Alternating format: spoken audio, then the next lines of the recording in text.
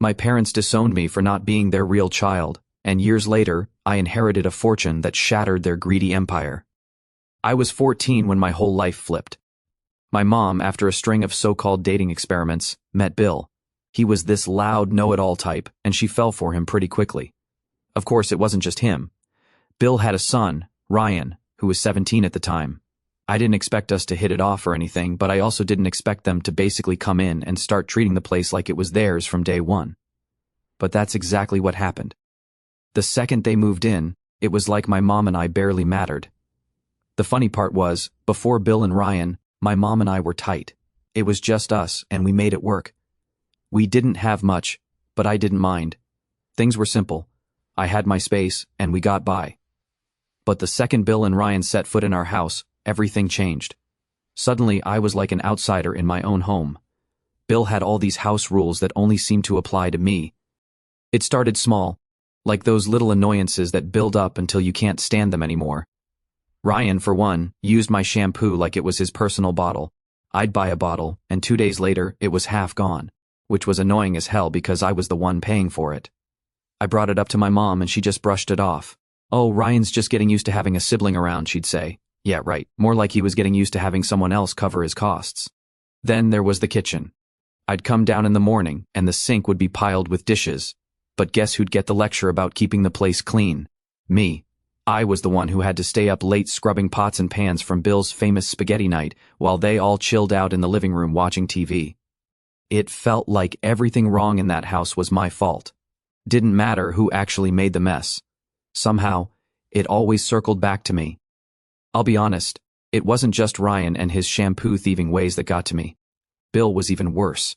He had this way of looking at me like I was always up to something, like I was just waiting to cause trouble. Anytime something went wrong in the house, a lost remote, a broken mug, you name it, he'd give me this look like he was waiting for me to confess. And if I dared stand up for myself, he'd make some comment about how disrespectful kids are these days, as if he'd done me some grand favor by marrying my mom. My mom was no help. I don't know if she was just blind to it all, or if she genuinely thought I needed to make an effort, but she'd always cover for them. I'd say, "Mom, they're making me do all the cleaning," and she'd just be like, "Well, we're all family now, we have to make things work, right?" Except it was only me who had to make it work. She was too focused on this fantasy of us being this big, happy family to see how I was getting pushed out. About a year in, she and Bill dropped the big news. They were having a baby. Everyone was thrilled, especially Bill, who went on and on about how the family was growing. My mom seemed to think it was going to bring us all closer together. But to me, it just felt like another way I was being pushed further out. And I was right, because guess which room became the nursery? Yep, mine. I got moved into this tiny, cramped guest room that barely fit my bed and a dresser. I had no privacy, no space, and it felt like a huge slap in the face. They didn't even ask me, they just told me, like I was some tenant being moved around. It was like they were saying, "This is our family now. You're just the kid who tags along." When my new half-brother, Max, was born, everything revolved around him. Max this, Max that. Every day, it was something new. Renovating this, buying that. Meanwhile, I was just there in the background, dealing with all the changes while they played house. Max was the star of the show, and I was just there. I tried to be happy for my mom, but it was hard when it felt like I was being phased out of my own family. Ryan took it as his cue to go full Big Brother mode, which basically meant acting like he owned the place. Not long after Max was born, Ryan dropped out of college and moved back home. Instead of picking up a job or, doing anything remotely responsible, he treated the place like his personal party pad. He'd have friends over all the time, music blasting, garbage left everywhere, and he didn't care. Neither did Bill. Anytime I tried to bring it up, Bill would just shrug and say, "Boys will be boys." My mom would give me this sad look like, "What can we do? I don't know, maybe set some rules?" I started spending as much time away from home as possible. School became my escape, and I joined every club I could just to have somewhere else to be. I stayed after school for hours just to avoid going home to the chaos. It wasn't even about teenage rebellion, it was survival. Home felt like a minefield where I was always one step away from getting chewed out for something stupid. It was exhausting.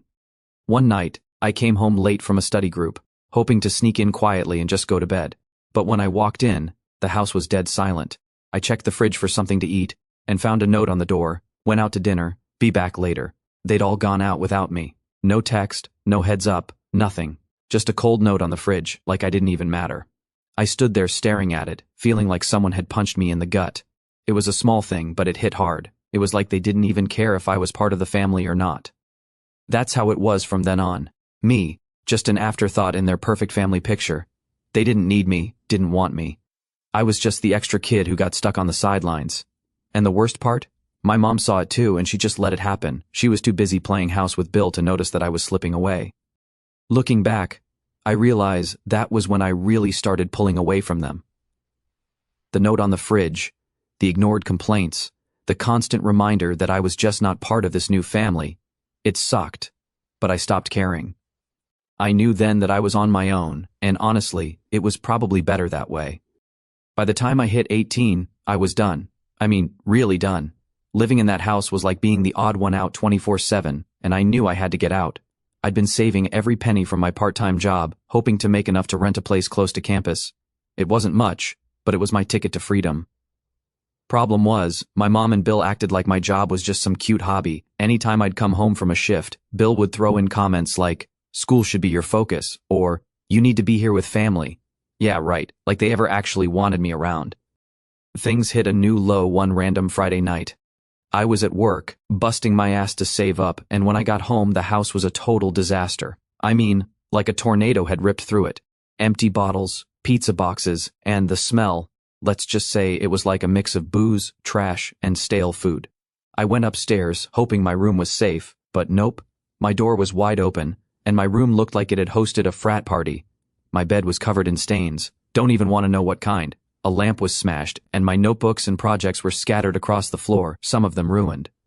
Ryan, genius that he is, had decided my room was the perfect place to entertain his friends while I was at work. He didn't even try to hide it. His jacket was draped over my chair, and there was a stack of beer bottles under my desk. I was livid. This was my space, my little corner of the house, and he treated it like a public restroom. The next morning, I went downstairs, absolutely fuming. Bill, my mom, and Ryan were all having breakfast like it was just another day. I didn't even sit down. I just went off. "What the hell, Ryan? You used my room as your personal party zone while I was working." Ryan just shrugged, gave this lazy grin, and said, "Chill out. It's not a big deal. We cleaned up." Cleaned up? Yeah, right. His idea of cleaning was probably shoving stuff under the bed and calling it a day. Then Bill piped up. "You need to be more responsible with your belongings. If you don't want people touching your stuff, you should keep it locked up." Seriously? I was supposed to lock up my own bedroom in my own house because his kid had no respect for boundaries? My mom just gave me this sad look, like she wished I'd drop it. She didn't say anything, just sighed and mumbled, "Let's not turn this into a big deal." But it was a big deal. My room was trashed, and they didn't even care. After that, I started counting the days until I could leave. I was working extra shifts, taking on every possible hour I could, just so I'd have enough to cover a deposit and a couple of months' rent. I barely slept, barely ate, and every time I was home, it felt like walking on eggshells. Bill would complain about me being too independent, my mom would look disappointed, and Ryan just went on living like he owned the place, partying, mooching off my mom and Bill, and doing whatever the hell he wanted. Then came the last straw, this moment that completely broke me. I had this big science project I'd been working on for weeks. It was important, one of the few things I actually cared about at school, and I needed to get it done without interruptions. I set up in the living room, where I thought I'd have a bit of space, but of course the whole house treated it like I was just sitting there doing nothing. Ryan came in, blasting his music, practically yelling on the phone to one of his friends about plans for the weekend. Max, my little half-brother, was running around, screaming his head off. And Bill was telling me to pick up because, apparently, my project was taking up too much space. They acted like I was in the way, like my work didn't matter. So I packed up my stuff and headed to a friend's house to finish the project there. Her parents let me set up in their dining room, and for the first time in forever, I had some peace. That was when it hit me. My home life wasn't just bad, it was toxic. My friend's family didn't make me feel like a burden. Her parents just offered me space, no questions asked. It was a small thing, but it meant everything to me. I finally realized how screwed up my situation was. My own family treated me like an outsider, but here I was at a friend's place, actually feeling like I belonged. It was messed up. By then, I had enough money saved to start looking at apartments. They were small, old, and a bit far from campus, but they were mine. I could finally get out. I found a place that was affordable, put down the deposit, and planned my move. I wasn't even going to tell my mom and Bill until the last minute because I knew they'd try to talk me out of it or make me feel guilty. But part of me wanted them to see how fed up I was, to finally get it through their heads that they'd pushed me too far. One night after dinner, I sat them down at the kitchen table. My heart was pounding, but I was done with being scared or guilty. I looked them both in the eyes and said, "I'm moving out." Silence. My mom just stared at the table, and Bill actually laughed, like it was some big joke. He shook his head and said, "You think you're ready to live on your own? You barely even know how to manage yourself here." That stung, but I didn't let it show. I just said, "I've saved enough to cover the first few months' rent, and I found a place. I'm ready." Bill went off, calling me selfish, ungrateful, saying I was abandoning my family. He even threw in this line about, "Max looks up to you, you know," as if that was supposed to keep me chained to this toxic mess. My mom, on the other hand, just kept muttering things like, "Family sticks together," and "You'll regret this," but I wasn't budging. I packed up everything I owned that night. My mom came into my room once while I was packing and tried to make small talk, offering me some of the old pots and pans. We barely spoke about anything real.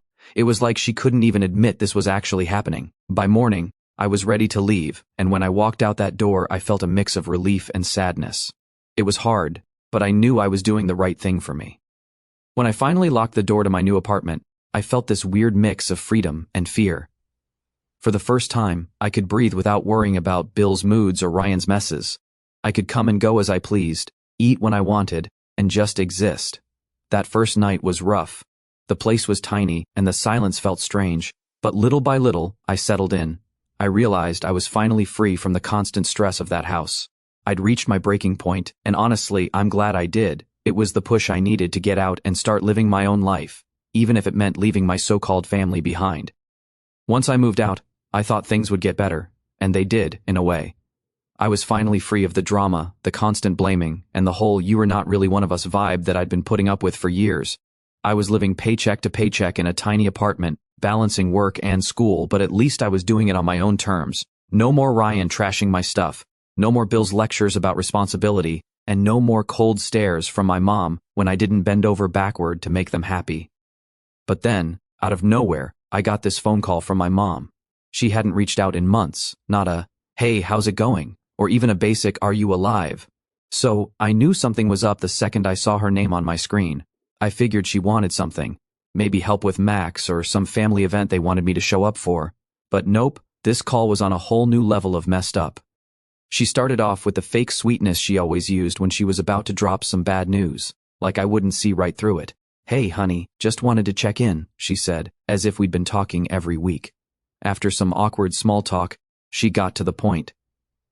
"So, Bill has been thinking about his will," she started, trailing off like she expected me to fill in the blanks. I just stayed silent, waiting for her to continue, even though I already had a bad feeling about where this was headed. Then she said, all casually, "Well, he's decided that it makes the most sense to leave everything to Ryan and Max, you know, because they're his biological kids." She said this like it was the most logical, reasonable thing in the world. Like I'd just nod and go, "Oh, yeah, of course." But honestly, I was speechless. I mean, it wasn't like I expected to get much from Bill, but hearing it spelled out like that just hit me. It was like the last nail in the coffin. After years of putting up with their crap, here was the final message. I wasn't really family to them. I took a deep breath and said, "Okay, sure, if that's what he wants." I kept my voice calm, but inside, I was furious. It wasn't even about the money. It was the fact that after all those years living under the same roof, all the times I put up with their nonsense, I was still seen as the extra kid, the outsider. My mom tried to smooth it over, saying, "You know, it doesn't change how we feel about you, right?" Yeah, because this was all about feelings, and not the fact that they just outright told me I wasn't family when it mattered.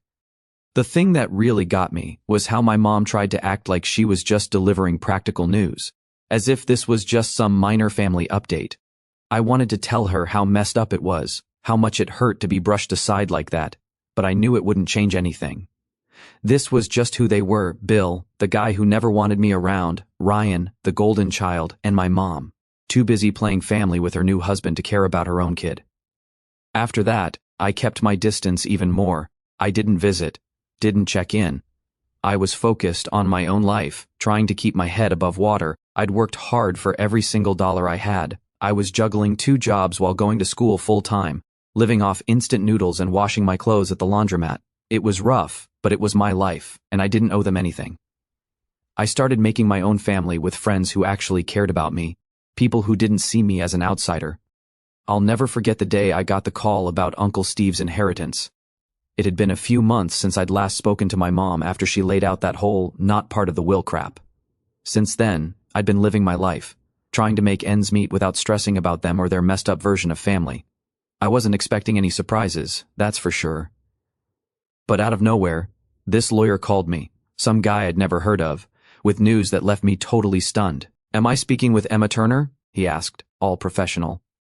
I nearly hung up, thinking it was some scam. But something about his tone made me pause. "Yes, this is Emma," I replied, already suspicious. And then he dropped it. "I'm reaching out regarding the estate of your Uncle Stephen Turner. I'm very sorry to inform you that he passed away recently." I barely knew Uncle Steve. He was one of those distant relatives you'd only see at holidays once, in a blue moon. I mean, I couldn't even remember the last time we spoke. I think I was still a kid back then. So, hearing that he'd passed away, yeah, it was sad, but it wasn't like it hit me super hard. What did hit me hard was what the lawyer said next. He went on, saying that Uncle Steve had left me everything in his will.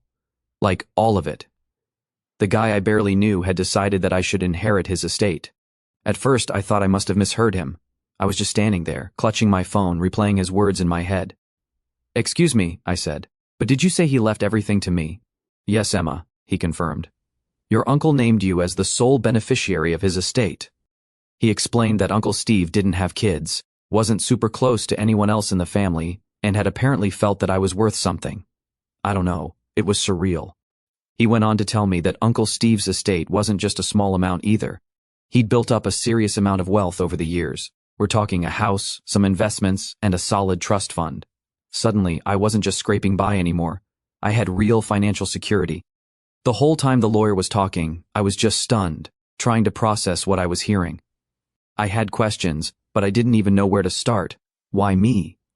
What had Uncle Steve seen in me that made him think, yeah, that's the person I want to leave my life's work to? This guy was practically a stranger, but somehow, he decided that I was worthy of his entire estate. The lawyer ended by telling me Uncle Steve had left a letter for me, and he'd be sending it, along with all the paperwork. I didn't know what to think. Here I was, some random kid who'd been kicked around by life and treated like crap by my so-called family, and now I was about to inherit everything from an uncle I barely remembered. At first, I kept it all to myself. I didn't tell anyone, especially not my mom or Bill. I knew exactly how that would go. They'd sniff out money faster than a bloodhound and come running, trying to reconnect or, more likely, guilt-trip me into sharing it with them. But secrets like that don't stay hidden for long, and pretty soon, people started finding out. The first call came from my mom, which didn't surprise me. She acted all sweet, asking how I was doing and making small talk. Then she dropped the act and got to the point. "So, I heard about your Uncle Steve's inheritance," she said, trying to sound casual. "That's a lot of responsibility, honey. You know, with Max's school fees and Bill's health being what it is, we could really use some help." I just listened, letting her talk herself out.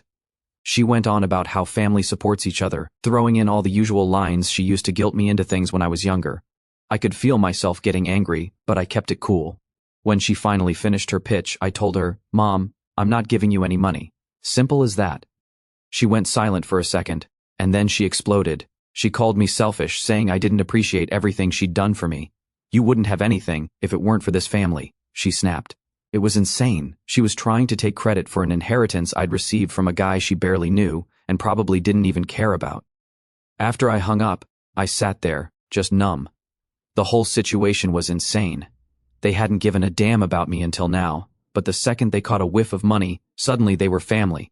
My phone blew up over the next few days. Bill left me this long voicemail about how I was being unfair and tearing the family apart. Even Ryan messaged me, acting all buddy-buddy, like we'd been close or something, hinting that he could use a little help to get back on his feet. I was tired of their manipulation, their selfishness, and their complete lack of respect for my boundaries. They hadn't been there for me when I needed them, and I wasn't about to hand over my future to people who treated me like an ATM. When the lawyer finally sent over Uncle Steve's letter, I wasn't sure what to expect, but reading it, man, that letter hit me hard. Uncle Steve wrote about how he'd seen himself in me. He talked about how he'd grown up feeling like an outsider too, how he admired my independence and determination. He said he wanted me to use his money to create a life I could be proud of, to break free from people who didn't value me. It was like he saw right through everything I'd been dealing with, even though we barely knew each other. That letter made me realize that I wasn't just lucky. I was given a chance to finally escape the toxic cycle my so-called family had dragged me into. Uncle Steve might have been distant, but he'd seen something in me, something even my own mom never cared about. I wasn't about to waste that. After reading his letter, I decided to take control of my life for real. I bought a small place, just a modest little house I could call my own. For the first time, I had real security, and I wasn't going to throw that away on people who only wanted to use me. I started planning my future, investing the rest of the inheritance wisely. I talked to a financial advisor, got my ducks in a row, and started mapping out the kind of life I wanted to live. And yeah, the calls and messages eventually slowed down when they realized I wasn't budging. I didn't regret a thing. Uncle Steve's inheritance wasn't just money, it was freedom. Freedom from guilt, from manipulation, from people who'd never actually cared about me. I had a fresh start, and for the first time, I wasn't held back by my family's drama. Letting go of them wasn't easy, but it was necessary. I had a chance to live life on my own terms, and I wasn't about to waste it. Final update.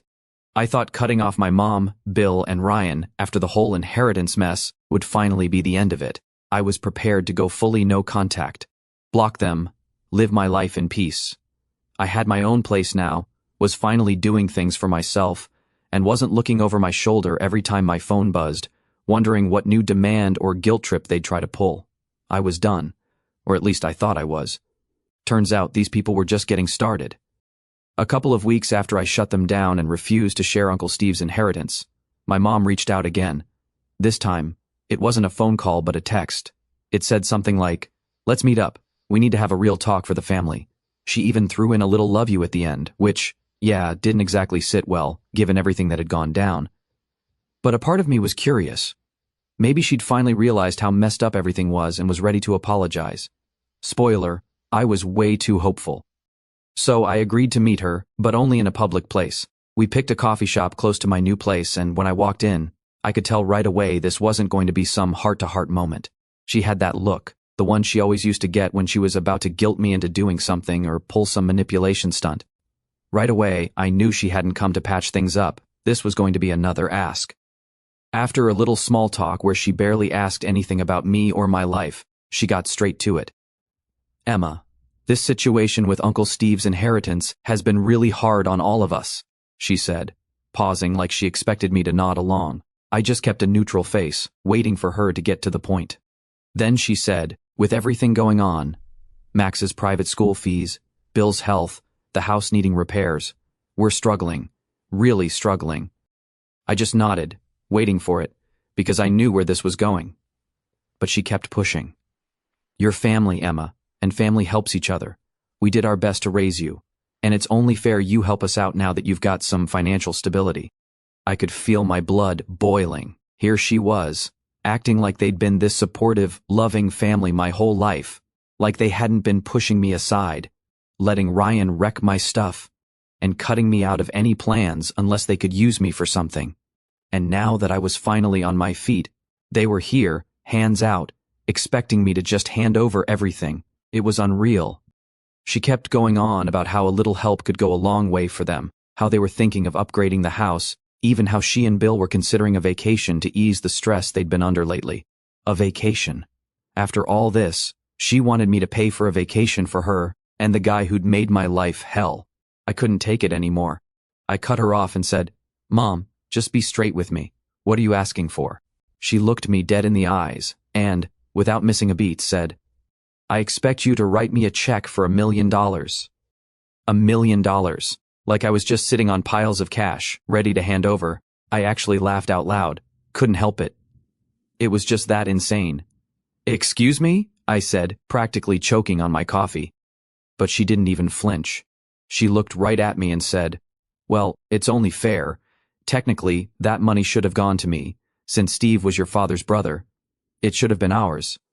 She said it so calmly, so entitled, like I was just supposed to nod along and hand her a massive check because she felt like she deserved it. I looked her straight in the eyes and said, "Mom, I'm not giving you $1 million. I'm not giving you any money."